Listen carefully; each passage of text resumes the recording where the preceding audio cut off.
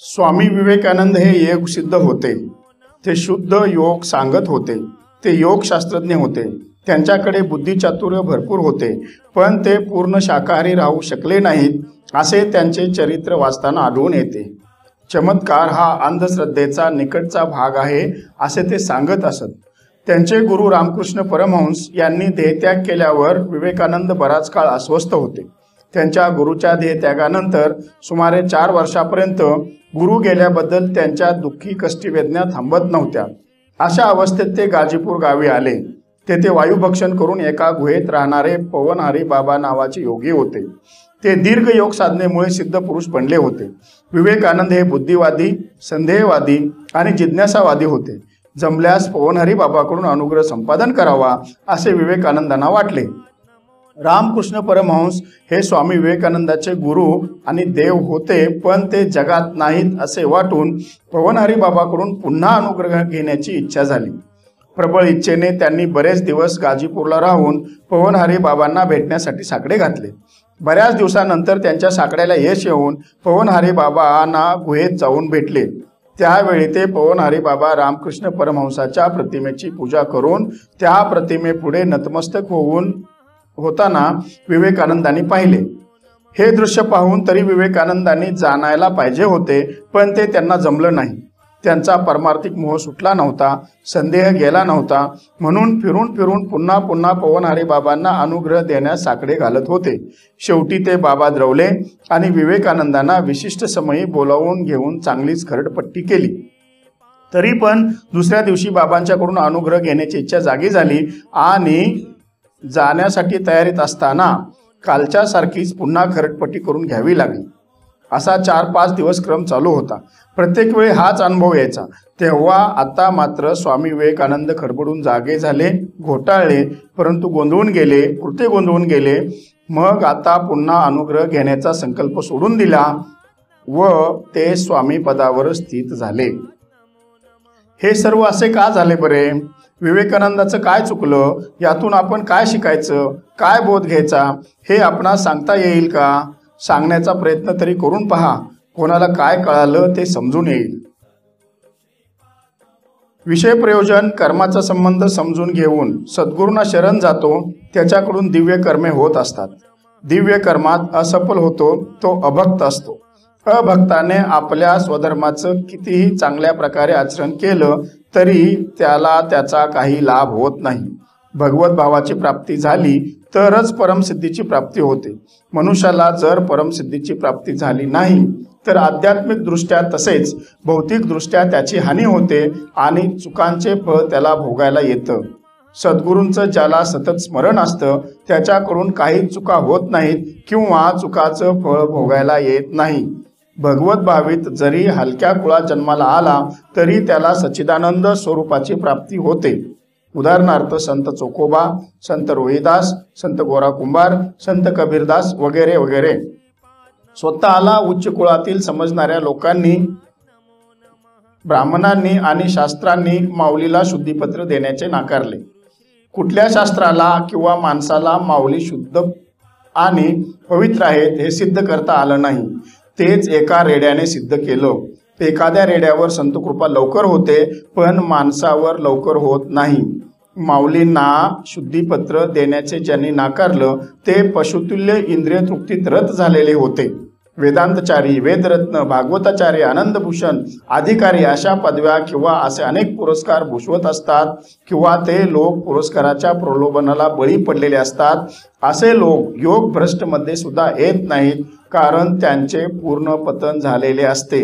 असे पतन झालेले लोक पश्चाताप होऊन महात्म्याला अनन्य शरण आले तर ते सुद्धा सच्चिदानंद पदाला जाऊ शकतात। उदाहरणार्थ रामेश्वर भट, विसोबा खेचर। पुढील जन्मात भौतिक लाभाची इच्छा न ठेवता केलेली ईश्वराची सेवा म्हणजे भक्ती। सर्व प्रकारच्या योगाभ्यासाची पूर्ण अवस्था म्हणजे भक्ती। भक्ती योगापर्यंत जाण्यासाठी इतर सर्व योगक्रिया ही साधने आहेत। जो मनुष्य एका विशिष्ट स्तराला चिकटून राहिला आहे त्याला संन्यासी, ऋषी, योगी, महर्षी, महाराज, भागवताचार्य, आनंदभूषण, कीर्तनकार, मठाधिपती, वेदांतचार्य या विशिष्ट नावाने संबोधलं जातं।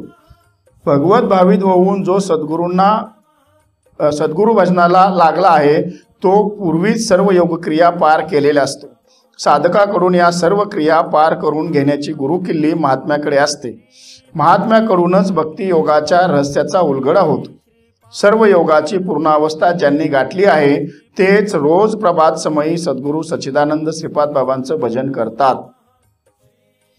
काही विशिष्ट स्तराला किंवा साधनेला चिटकून बसलेत, इंद्रिय तृप्तीची हाव शमलेली नाही, त्यामुळे पुढची प्रगती खुंटली आहे अशीच लक्षणे त्यांच्यात जाणवतात. आम्ही आमचे प्रयत्न करायचे. आमच्या प्रयत्नाला प्रतिसाद देणं न देणं हे ठरवण्याचा अधिकार त्यांचा आहे. त्यांच्या अधिकारावर गंडांतर आणण्याचा अधिकार आम्हाला नाही. नैसर्गिकरित्या प्रत्येकाला काही विशेष गुण प्राप्त झालेला असतो. त्या गुणाचा अहंकार येऊन गुणात सापडतो आणि स्वतःचा नाश करून घेतो. कर्णाला दानधर्म करण्याचा स्वभाव गुण होता, त्यामुळं कवचकुंडल हरवून बसला. कवचकुंडल दान करून त्याच्या मोबदल्यात एक शक्ती प्राप्त झाली. ज्या कामासाठी शक्ती मिळाली त्या कामासाठी त्या शक्तीचा उपयोग झाला नाही. त्याची दान वृत्ती कुचकामी ठरली. सद्गुरू भजन करण्याची वृत्ती इतर सर्व वृत्तींना बाद करते आणि निवृत्ती भाव तयार करते. म्हणून सद्गुरू भजन करावं. दयाळूपणा, उदारपणा, कृपाळूपणा, सर्वांचा हितचिंतक हा ईश्वराचा स्वभावसिद्ध गुणधर्म आहे. जीवाने या त्याच्या गुणांचा फायदा करून घ्यावा अशी सर्व देवदेवतांची अपेक्षा आहे. पण जीव या ईश्वराच्या स्वभावसिद्ध गुणधर्माकडे दुर्लक्ष करून उन्मत्त होऊन आम्ही त्या गावचेच नाही, माझा आणि संप्रदायाचा काही संबंधच नाही असे समजतात. त्यावेळी इतर सर्व देवदेवताकडून काही कठोर निर्णय घेतले जातात. या कठोर निर्णयाचे उन्मत्त जीवांना प्रायश्चित्त भोगावं लागतं. ईश्वराच्या स्वभावसिद्ध गुणधर्माचा आदर करून प्रेममय अश्रूंनी माकलेल्या नेत्रांनी ईश्वराकडे पाहून त्याचे भजन करतात.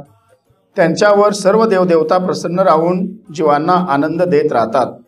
म्हणून प्रत्येक ईश्वर भक्ताने सद्गदित होऊन ईश्वराचे भजन करावे. प्रभात समयी आपल्या कर्तव्याची जाणीव ठेवून ईश्वर भजनासाठी थोडासा म्हणजे निमिषभर वेळ आवर्जून राखून ठेवावा. त्या संबंधित ग्रुपवरून वेळोवेळी काही सूचना दिल्या जातात. त्या सूचनांचा चुकीचा अर्थ लावून रोष धारण करून स्वतःचे नुकसान करून घेऊ नका. ईश्वरधामाची प्राप्ती हे आपल्या जीवनाचे लक्ष्य आहे.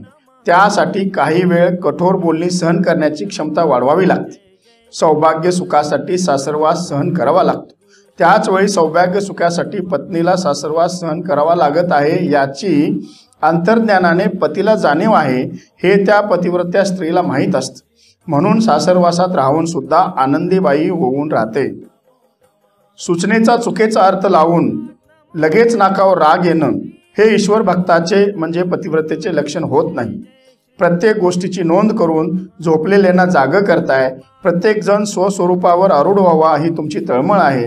या तळमळीतून तुमच्याकडून काही कठोरवाणी बाहेर पडली असेल तर त्याचा कोणाला राग येण्याचे कारण नाही. फणस बाहेरून काटेरी दिसला म्हणून त्याचा राग करून टाकून दिला तर आतल्या फणसाच्या गऱ्यांच्या गोडीचा स्वाद मिळणार नाही. हा अनुभव माझ्या लक्षात आहे. मनुष्य प्राणी सुद्धा इतर प्राण्याप्रमाणे आहार, निद्रा, भय आणि मैथून इत्यादीमध्ये व्यस्त असतो. चुकूनच एखाद्याला भगवत धामाच्या प्राप्तीत स्वारस्य म्हणजे गरज वाटते तेव्हा सद्गुरूंना प्रथम पुरुष भगवान म्हणून शरण जातो. तेव्हा त्याच्या विचारात परिवर्तन होऊन आचरण सुधारते. लोभ, मोह, भौतिक वासना यांच्या त्यागाला प्रवृत्त होतो. सद्गुरू कृपेने त्याचे आचरण करणे त्याला सोपे वाटते आणि त्या आचरणाने तो भक्त असल्याचे सिद्ध होते. अभक्त माणसे भक्तिमार्ग अत्यंत सोपा आहे असे सांगतात, पण भक्तिमार्गाचे आचरण करू शकत नाहीत. अभक्त माणूस भक्तिमार्ग सोपा असल्याचा दावा करत असला तरी सुद्धा तो इतर मार्गाचा अवलंब करत असतो, कारण भक्तीचा खरा मार्गच त्याला माहीत नसतो. गीता तत्वाची उपेक्षा करून जी भक्ती केली जाते ते भक्तीचं केवळ ढोंग आहे आणि ढोंगी माणसाला शरण जाणारे जास्त आहेत आणि त्यांची आरती पंचारती करून स्वतःचा उत्पात म्हणजे नाश करून घेतात. त्यांना पार्थसारथी श्रीकृष्ण कधीच समजणार नाही. मोठमोठ्या देवदेवतांना सुद्धा सद्गुरू श्रीकृष्णाबद्दल संभ्रम होता, ते या हेंद्रेंना काय समजणार असे माऊली सुद्धा म्हणते. प्रत्यक्ष श्रीकृष्णाला समजणारा आणि ओळखणारा महात्मा अत्यंत दुर्मिळ आहे. तो महात्माच भगवान श्रीकृष्णाची प्रत्यक्ष भेट घालून देऊ शकतो. पांडित्यद्वारा श्रीकृष्णाचे गुणगान करून पैसे कमवण्याचा काहींनी धंदा चालू केला आहे. त्यांना समाजहिताबद्दल काहीच देणं घेणं नसतं, म्हणून विशेष नावाने पदवीने संबोधित होऊन वावरत असतात. ते शुद्ध अमात्य असतात. सद्गुरू सच्चिदानंद श्रीपाद बाबांनी आम्हाला शुद्ध ब्रह्म केला आहे, म्हणून श्रीपाद बाबांच्या बद्दल आम्हाला फार आदर वाटतो. तो आदर व्यक्त करण्यासाठी त्यांचं भजन हेच आमचं माध्यम आहे. या माध्यमाशिवाय इतर दुसरं कोणतंच उत्कृष्ट असं माध्यम नाही. म्हणून प्रसंगी कठोर शब्दाचा वापर करून साधकांना या माध्यमावर स्थिर करण्याचे प्रयत्न चालू आहेत. तेव्हा काटेरी कठोर शब्दाकडे न पाहता कठोर शब्दातील गोडीचा म्हणजे तळमळीचा अनुभव घ्या. एका स्त्रीने स्वामी विवेकानंदांना हस्तांदोलन करण्याची विनंती केली. त्या विनंतीला मान्यता देऊन स्वामींनी हस्तांदोलन केलं. तेव्हा त्या स्त्रीला शरीरात विद्युत लहरी संचार झाल्याचा अनुभव येऊन दोन्ही नेत्र प्रेमाच्या अश्रूंनी डबडबले. तसं कठोर शब्द सुद्धा हस्तांदोलन म्हणून स्वीकार करता आला पाहिजे. जय हिंद.